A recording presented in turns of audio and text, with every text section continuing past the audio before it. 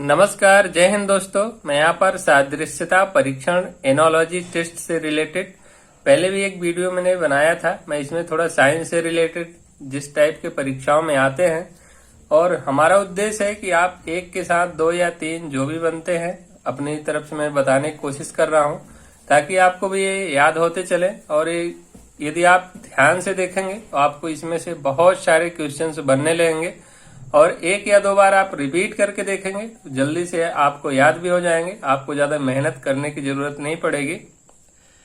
असफलता जीवन का एक हिस्सा है, इससे डर कर सफलता की राह मत छोड़ें। मंजिल उन्हीं को मिलती है जिनके सपनों में जान होती है। पंखों से कुछ नहीं होता, हौसलों से उड़ान होती है। 1 मिनट में जिंदगी नहीं बदलती, लेकिन 1 मिनट में सोच कर लिया हुआ फैसला पूरी जिंदगी बदल देता है। तो आप अपने अंदर सोचिए, समझिए और अपने हिसाब से काम करिए, क्योंकि आप देखेंगे समाज में उठ करके चारों दिशाओं में, चारों तरफ से आप में क्या है, नकारात्मक भाव पैदा करते रहते हैं लोग बाग। इसलिए आप उनको मत देखिए, आप अपने अंदर के हुनर को पहचानिए और स्वयं लगन से मेहनत करिए, सफलता जरूर मिलेगी। चलिए मैं इसी विचार के साथ स्टार्ट करता हूं। देखिए हमारा यहाँ पर पहला है, जैसे देखिए लिखा है पृथ्वी अनुपाते नीला। पृथ्वी का संबंध नीला से है तो मंगल का संबंध होगा। तो यहाँ पर पृथ्वी क्या है आपको पता ही होगा, पृथ्वी ग्रह है और किस कलर की दिखाई देती है, नीले कलर की दिखाई देती है। तो मंगल भी ग्रह है, मंगल किस कलर का दिखाई देगा। यहाँ पर आपका सही आंसर क्या हो जाएगा, लाल हो जाएगा। सेकंड वाला ऑप्शन सही हो जाएगा। यहाँ पर हरा ऑप्शन भी है, नीला तो आपको पता चल गया है पृथ्वी है। और हरे रंग का कौन सा ग्रह होता है, तो आपका हरे रंग का ग्रह अरुण होता है। अरुण जो है क्या है, लेटा हुआ ग्रह भी इसको बोलते हैं। और मीथेन की अधिकता के कारण यह हरे रंग का होता है। जबकि पीला, फोर्थ ऑप्शन पीला है, पीला रंग का आपका शनि ग्रह होता है। शनि में बहुत सारे विलय होते हैं और यह क्या है, दूसरा सबसे बड़ा ग्रह है और सर्वाधिक उपग्रहों वाला ग्रह है शनि। तो आप इन चीजों को ध्यान रखिएगा। एक के साथ मैं रिलेटेड लेके चल रहा हूं ताकि आपको 2 या 4 क्वेश्चन तैयार होते चले। नेक्स्ट है विद्युत चुंबकत्व। जिस प्रकार से विद्युत चुंबकत्व का संबंध मैक्सवेल से है, उसी प्रकार से थॉमस यंग का संबंध होगा। देखिए विद्युत चुंबकत्व का संबंध मैक्सवेल ने क्या किया था, विद्युत चुंबकत्व की खोज की थी। तो थॉमस यंग ने किसकी खोज की थी, थॉमस यंग ने प्रकाश व्यतिकरण का सिद्धांत दिया था। तो आपका सही आंसर हो जाएगा प्रकाश व्यतिकरण का सिद्धांत थॉमस यंग ने दिया था। जबकि यहाँ पर लिखा है प्रकाश तरंग। प्रकाश तरंग क्या है, हाइजन ने क्या किया था, प्रकाश तरंग का सिद्धांत दिया था। जबकि क्वांटम यांत्रिकी का सिद्धांत मैक्स प्लांक ने क्वांटम यांत्रिकी का सिद्धांत दिया था। नेक्स्ट है लघु तरंगे। देखिए जिस प्रकार से लघु तरंगे को हर्टज ने खोज किया था, हेनरी हर्टज, इनका पूरा नाम है एच हर्टज, मैंने लिखा हूं। तो हेनरी हर्टज ने क्या किया था, लघु तरंगे की खोज की थी। उसी प्रकार से दीर्घ तरंगों की खोज किसने की थी, तो दीर्घ तरंगों की खोज जो है रेडियो तरंगे होती हैं, इनकी खोज मार्कोनी जी ने किया था। यहाँ पर अन्य ऑप्शन आपको बैकुरल दिया है। बैकुरल जो है तो यहाँ पर गामा किरणों की खोज की थी। रोंटजन, यहाँ पर नेक्स्ट ऑप्शन है रोंटजन। तो रोंटजन जी ने क्या है, एक्स किरणों की खोज की थी, एक्स किरण रोंटजन। रिटर दिया है तो आपका रिटर जो है परावैगनी किरणों की खोज रिटर ने किया था। तो यहाँ पर आपका सही आंसर हो जाएगा मार्कोनी। दीर्घ तरंगे किसने खोज की थी, तो यहाँ पर दीर्घ तरंगों की खोज मार्कोनी ने किया था। जबकि गामा तरंगे जो है, गामा किरणें, इनकी खोज बैकुरल ने किया था। रोंटजन ने एक्स किरण की खोज की थी, जबकि रिटर ने परावैगनी किरणों की खोज की थी। और यहीं पर यदि आपको ये दिया जाए दृश्य विकिरण या दृश्य प्रकाश किसने खोजा था, तो न्यूटन ने दृश्य प्रकाश को खोजा था। इन चीजों को आप ध्यान रखिएगा। चलिए मैं आगे देखता हूँ। चौथा हमारा क्वेश्चन है 332 अनुपाते वायु। जिस प्रकार से 332 मीटर प्रति सेकंड क्या होती है, वायु की चाल होती है, उसी प्रकार से 260 का किसका चाल है, किसकी चाल है दिया है। तो देखिए पहला ऑप्शन CO2 दिया है, दूसरा पारा दिया है, तीसरा जल दिया है, चौथा लोहा दिया है। देखिए क्या होता है, वायु की जो चाल होती है 332 मीटर प्रति सेकंड होती है, जबकि जो कार्बन डाइऑक्साइड की होती है 260 होती है।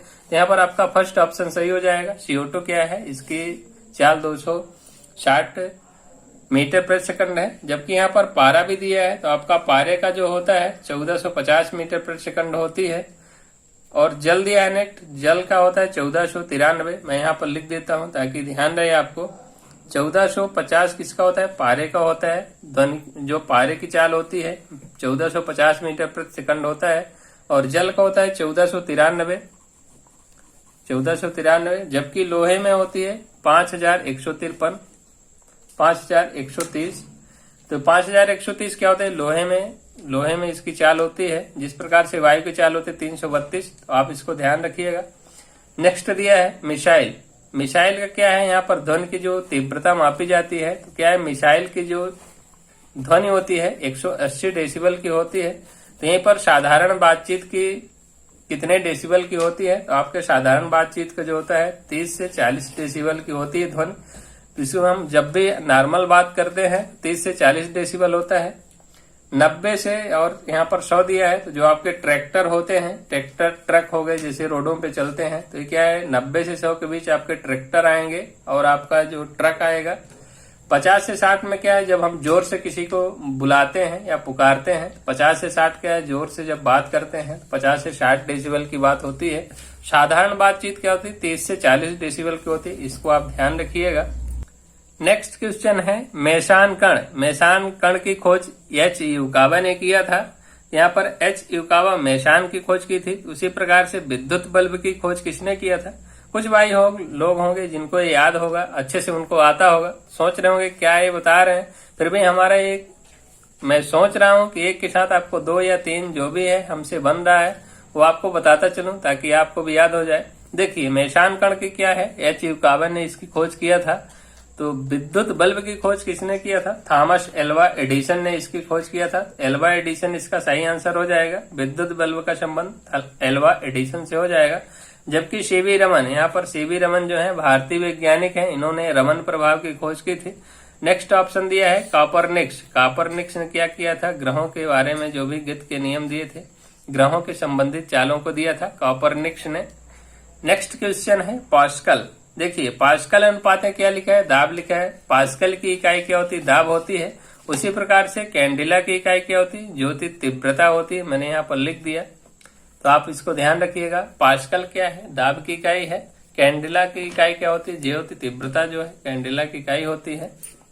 नेक्स्ट ऑप्शन है जड़त्व का नियम। जिस प्रकार से जड़त्व का नियम गैलीलियो से रिलेटेड है, उसी प्रकार से बेतार संदेश रिलेटेड होगा। जड़त्व का नियम गैलीलियो ने दिया था। बेतार संदेश को कौन दिया है? तो एच जी मार्कोनी। यहाँ पर जी मार्कोनी जी ने क्या है? बेतार संदेश दिया है। न्यूटन ने क्या है? न्यूटन की जो गुरुत्वाकर्षण के नियम न्यूटन जी ने दिया है। जबकि गति के जो 3 नियम है, प्रथम द्वितीय तृतीय नियम, इन्होंने न्यूटन के जो 3 नियम है गति के, न्यूटन ही दिया है। पहले नियम को हम क्या है? जड़त्व का नियम भी बोलते हैं, अथवा इसमें हमें क्या होता है? बल की परिभाषा मिलती है। और जो न्यूटन का सेकंड नियम होता है F बराबर m है, उसमें क्या होते हैं? बल का हमें व्यंजक प्राप्त होता है। थर्ड नियम क्या होता है? प्रत्येक क्रिया के बराबर विपरीत प्रतिक्रिया होती है, जैसे रॉकेट का उड़ना। ये क्या है? न्यूटन के थर्ड नियम है। H Cavendish. एच केवेंडिश क्या है? हाइड्रोजन की खोज किया था। तो एच केवेंडिश हाइड्रोजन के क्या है? हाइड्रोजन की खोज किए थे। हाइड्रोजन की खोज के साथ ही पृथ्वी के घनत्व का परिकलन भी किया था एच केवेंडिश जी ने। नेक्स्ट है क्रेस्कोग्राफ। क्रेस्कोग्राफ देखिए किससे रिलेटेड है? जिस प्रकार से ट्रांसफार्मर का संबंध फैराडे से है, ट्रांसफार्मर की खोज फैराडे ने किया था, उसी प्रकार से क्रेस्कोग्राफ की खोज जेसी बोस, ये क्या है? भारतीय वैज्ञानिक है जेसी बोस जी, क्रेस्कोग्राफ की खोज किए थे। एलवेड। एलवेड क्या है? यहाँ पर आपका जो टीवी होती है, टेलीविजन, टीवी बोलते हैं, टीवी की खोज एलवेड ने किया था। जे एल बेयर्ड, इनका पूरा नाम जे एल बेयर्ड है, ध्यान रखिएगा। जे एल बेयर्ड टेलीविजन की खोज की थी। जबकि ग्राहम बेल क्या है? फोन के दाता है। जो आपका टेलीफोन होता है, ग्राहम बेल, एक कविता भी ऐसी थोड़ा बनी है, जैसे ग्राहम बेल फोन के दाता, जनसंचार के भाग्य विधाता। टीवी जो है जे एल बेयर्ड ने किया था, तो आप ध्यान रखिएगा। नेक्स्ट है फाउंटेन पेन। जिस प्रकार से फाउंटेन पेन का संबंध वाटरमैन से है, वाटरमैन जो है वैज्ञानिक हैं, इन्होंने फाउंटेन पेन की खोज की थी। उसी प्रकार से टायर की खोज की थी। यहाँ पर आपका सही आंसर हो जाएगा डनलप। डनलप ने टायर की खोज किया था। जॉर्ज स्टीफेंसन ने क्या है इंजन, रेल का इंजन जो है जॉर्ज स्टीफेंसन ने खोज किया था, रेल का इंजन बनाया था।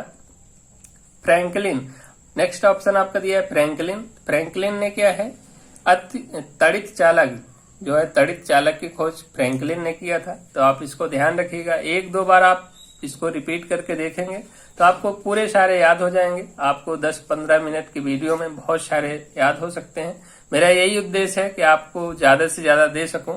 चलिए मैं नेक्स्ट देखता हूं। CHCl3 ट्राइक्लोरोमेथेन को हम क्या बोलते हैं, क्लोरोफार्म भी बोलते हैं। तो देखिए CHCl3 अनुपातें क्लोरोफार्म, उसी प्रकार से CH3NC अनुपातें क्या होगा। तो यहाँ पर आपका दिया हुआ option urea, MIC, gammexane, TNT।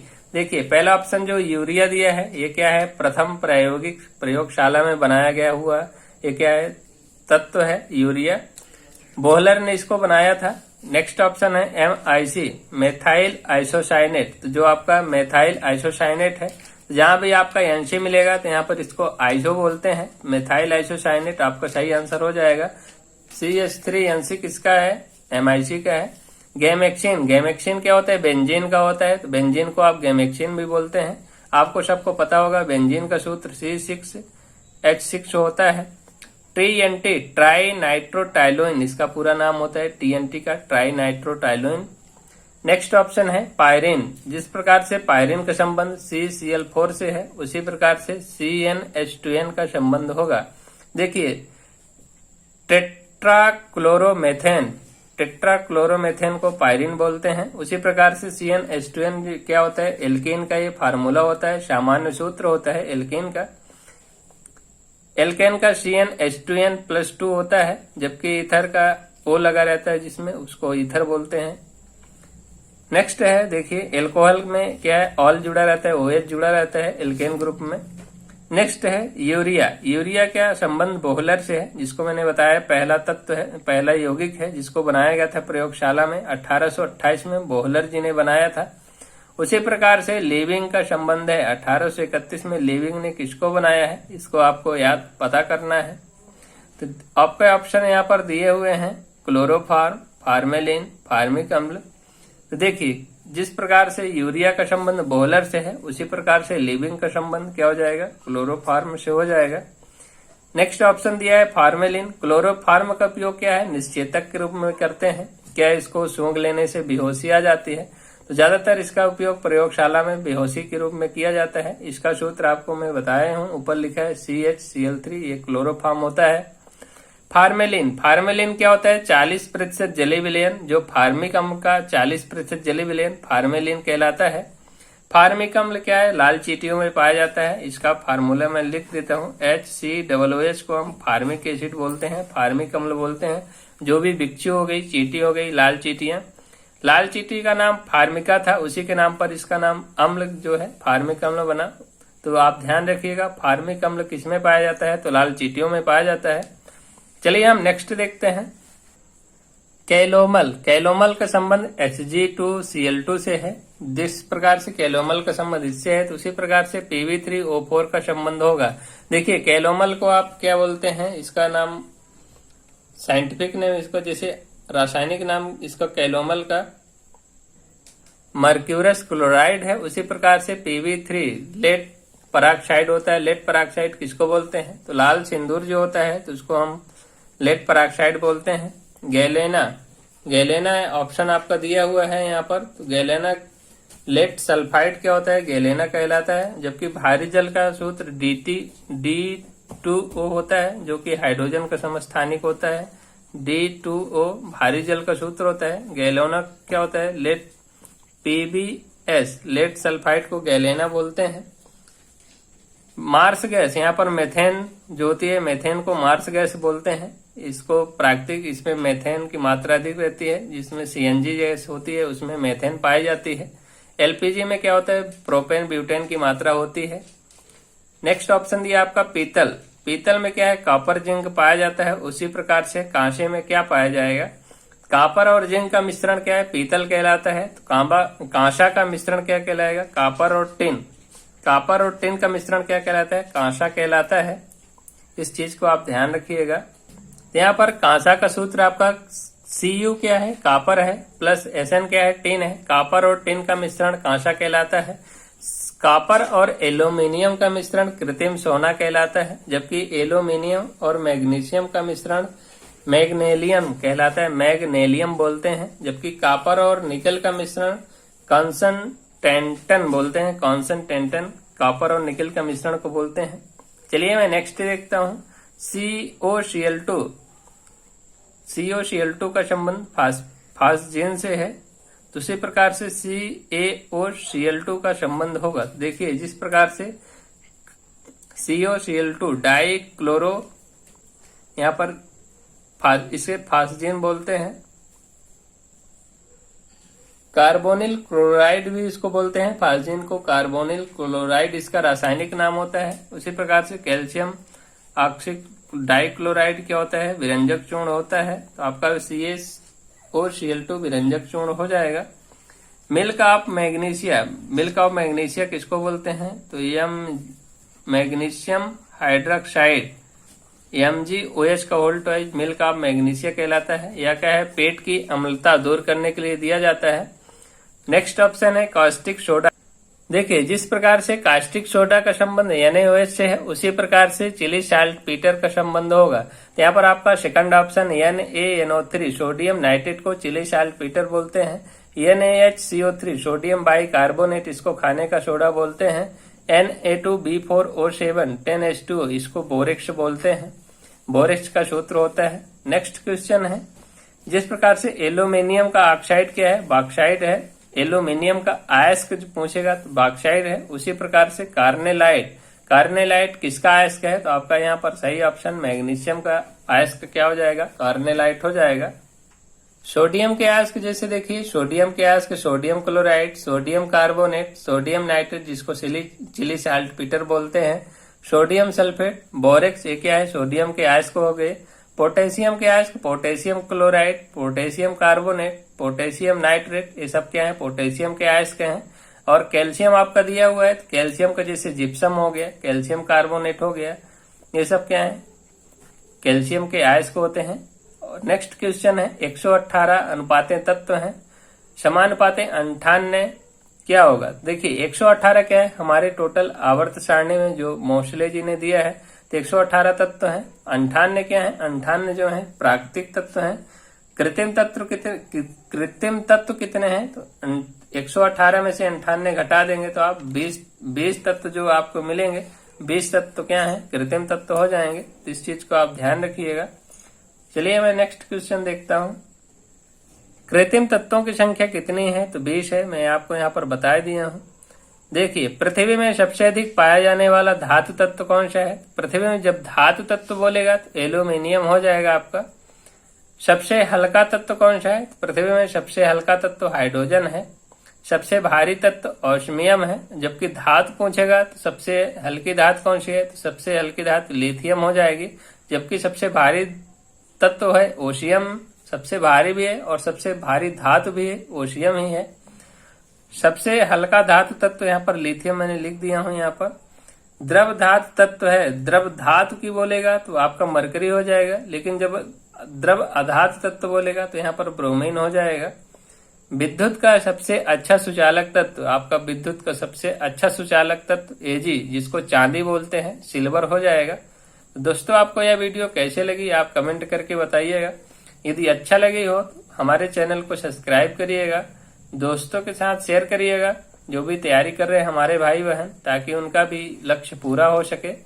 और हमारा यही उद्देश्य है कि मैं छोटे से समय में, कम समय में आपको ज्यादा से ज्यादा प्रदान कर सकूं, ताकि आपकी तैयारी बेहतर हो सके। और कुछ भाई पूछ रहे हैं कि कैसे तैयारी किया जाए, कैसे सफलता पाई जाए।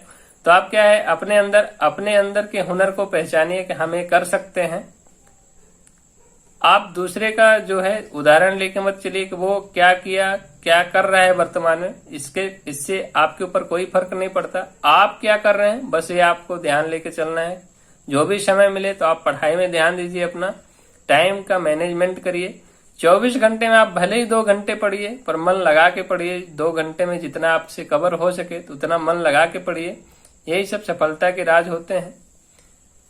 तो आपको वीडियो कैसा लगा कमेंट करके बताइएगा।